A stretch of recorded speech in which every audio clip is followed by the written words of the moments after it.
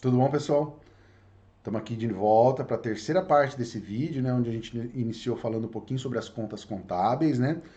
Fizemos uma pequena introdução na parte um do vídeo, uma breve introdução.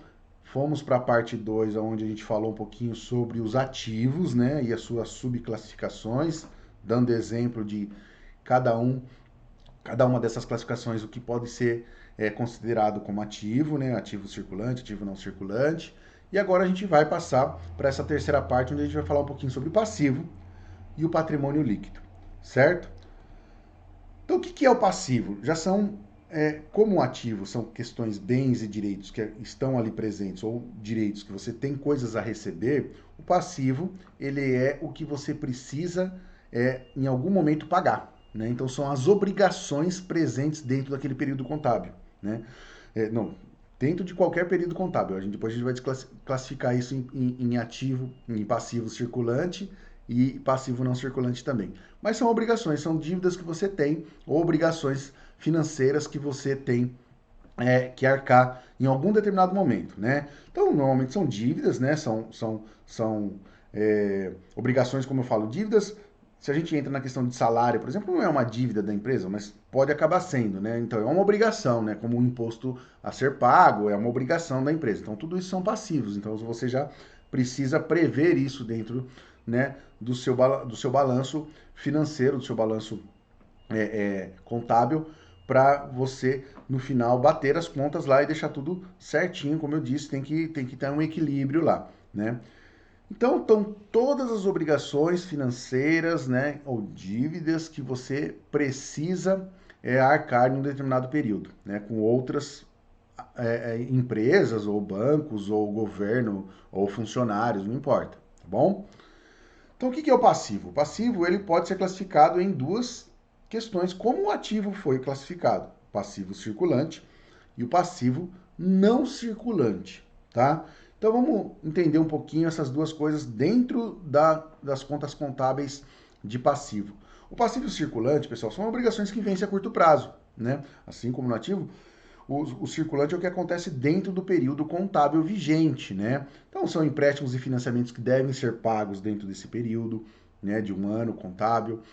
São os fornecedores ou as provisões que vocês precisam, os fornecedores que vocês precisam pagar, ou as provisões que precisam ser separadas ali, né, para que seja utilizado em algum momento dentro do período contábil. São os impostos, né, que você precisa pagar ao governo, ou federal, ou estadual, ou municipal. E são as contas a pagar, às vezes contas de luz da empresa, conta de telefone, de internet, tudo isso está previsto, às vezes isso acontece mês a mês ou ano a ano, mas tem que estar lá previsto o pagamento a curto prazo, porque acontece dentro do período contábil, e todas as questões envolvendo a relação trabalhista, né? Então, se você tem funcionário, né, tem colaborador, você precisa também prever o pagamento de todas as questões salariais e os encargos que isso traz, né? Porque não só o salário entra como, né, nessa relação trabalhista. Tem os encargos, quando você tem um funcionário, tem os encargos que precisam ser pagos ao governo, a parcela do FGTS, né, a questão de separar o dinheiro para o pagamento de 13º, férias, quando um funcionário é mandado embora, tem a questão da multa contratual e tudo isso. Então, tudo isso precisam ser previstos, né? Claro que nem sempre a gente consegue prever tudo, mas tem que ter o dinheiro utilizado, tem que estar lá. Se foi utilizado, ou a previsão dele de ser utilizado, ele vai estar lá marcado em alguma conta contábil, né? Então, se ele foi utilizado, vai ser uma despesa, ou se ele está previsto para ser utilizado ainda, ele vai ser um passivo, né? Porque vai estar marcado lá como ele vai ser uma dívida que a empresa terá que arcar em algum momento, tá bom? Agora, quais são os passíveis não circulantes? Aí são os que são para a realização em longo prazo, ou seja, fora desse período contábil vigente, então, para o próximo ano, para os próximos 2, 3 anos, não importa. Então, o que não está previsto dentro desse período contábil, que está jogado lá para frente, para o próximo período contábil, para os próximos períodos contábeis, a gente entra como passível não circulante. Mas tem que estar lá, marcado, registrado, né? Para que a gente possa saber que essa dívida ou essa obrigação vai acontecer, né? Então podem ser empréstimos que não serão pagos nesse período contábil, financiamentos que você fez e parte do financiamento vai cair no próximo período contábil, por exemplo, né? Então você comprou uma máquina em 30 vezes, parte vai ser paga dentro desse período contábil, vai ser um passivo circulante, e o restante vai ser um passivo não circulante, porque vai ser paga fora do período contábil, em outros períodos contábeis, né? Fornecedores que terão pagamento também estendido para outro período contábil, etc, né? Então, o que ficar fora do período contábil, que for lá para frente, jogado lá para frente, esse passivo, né, essas obrigações serão passivos não circulantes, tá bom? E o que é patrimônio líquido da empresa, então? Tá? Então, o patrimônio líquido, na verdade, ele consiste na diferença entre ativo e passivo. Depois a gente vai ver um pouquinho essa formulinha aí, tá? O ativo são os positivos da empresa, os passivos são os negativos da empresa, né? O ativo em relação ao lucro, investimento, o que a empresa tem, os bens, direitos, né? E o passivo, as questões em relação a pagamentos, dívidas, obrigações que ela tem.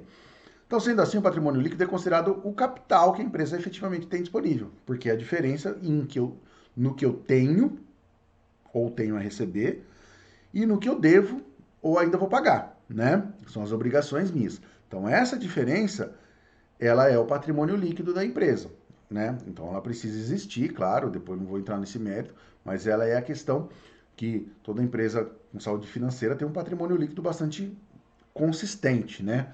Bastante robusto. Depois a gente vai entrar no mérito do que são essas características desse patrimônio líquido. Então, representa ainda o disponível. Então, claro que, por exemplo, para a empresa utilizar dinheiro, ela precisa ter esse dinheiro em algum lugar. Está no patrimônio líquido da empresa, ou no caixa, né? Porque o caixa é um ativo. Então, o caixa é o dinheiro que tem disponível para a empresa utilizar naquele momento. O patrimônio líquido pode ser, né? Se a gente fizer o balanço, depois vocês vão entender, pode ser o dinheiro que esteja nesse caixa aí também, tá bom? Ou parte desse dinheiro, né? Que está no caixa ou que está no disponível aí. Ou às vezes, quase isso. Mas vocês vão entender mais para frente um pouquinho melhor. Então, quais são as principais características, os principais itens que configuram esse patrimônio líquido, né? Então, tem o capital social, que é a aplicação do recurso feito pelos proprietários. Então, quando eu vou abrir a empresa, eu tenho o capital social. Então, todas as pessoas que serão donas da empresa, ou se a empresa ela é uma sociedade anônima, né? Todo o dinheiro que os sócios empregaram na sua abertura. Então, esse é o capital social da empresa, né? Depois tem a questão da reserva de capital, que são, na verdade, pode fazer parte desse capital social, que são dinheiros colocados depois do processo de abertura, né? Então, eu quero aumentar meu capital social, por exemplo, eu faço aportes dentro da empresa, né?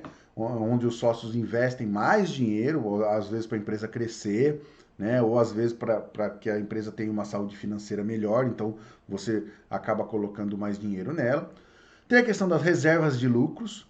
Pessoal, a reserva de lucro tem uma questão, né, da obrigação legal, por exemplo, se depois de fechamento do balanço tiver lá o lucro líquido, parte desse lucro obrigatoriamente tem que ser reservado para esse patrimônio líquido, tem que entrar como reserva de lucro. Então tem a parte obrigatória, mas você também pode reservar mais se você quiser, né?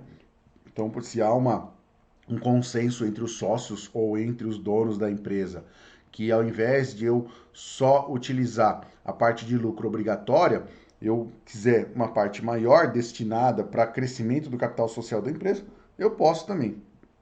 E é claro, eu também posso, nesse patrimônio líquido também, a empresa pode ter prejuízo num período contábil. Então, dentro do que a empresa tem de dinheiro, ela tem que saber, né, da reserva dela, do capital social, ela tem que ter condições de arcar com esse prejuízo.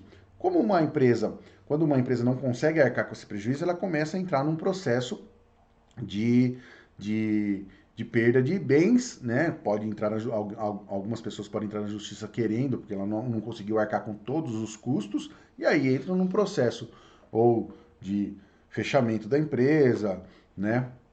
E qualquer coisa parecida. Tem empresas que entram em recuperação judicial e tem empresas que falem, né? Então, depende muito aí. Então, por isso que o prejuízo faz parte, às vezes, do período contábil, mas ele tem que ser absorvido por esse patrimônio líquido que existe, né? Então, muitas grandes empresas, às vezes, no balanço final do ano, apresenta prejuízo, mas o patrimônio líquido da empresa é tão grande que ela consegue absorver isso e dar a volta por cima, assim como se praticamente nada tivesse acontecido, certo? Então aqui, pessoal, que é a formulinha que eu disse para vocês sobre balanço patrimonial que a gente teria no final do terceiro vídeo. Então, muito importante, como eu disse para vocês, patrimônio líquido, o que é? O ativo menos passivo. Mas para efeitos de razão, depois a gente vai entender um pouquinho que a gente vai fazer um equilíbrio, né? Então a gente vai colocar um igual aí, onde o ativo tem que ser igual ao patrimônio líquido mais todos os passivos. Ou seja, esse patrimônio líquido é importante que ele seja positivo e exista para a saúde financeira e exista de maneira robusta para a saúde financeira da empresa, né? Então a gente vai entender um pouquinho, né, esse equilíbrio, essa balança aí entre ativo de um lado e passivo e patrimônio líquido do outro, tá bom? A gente vai entender isso quando a gente vai trabalhando no método de partida na questão de razão, método de partida dobrada depois. Então a gente chega ao fim do terceiro vídeo, tá? Onde a gente vai falar um pouquinho no quarto vídeo agora, finalizando, né, essa sequenciazinha de 4 vídeos com receita e despesa. Tá bom, pessoal? Então a gente volta no quarto vídeo aí.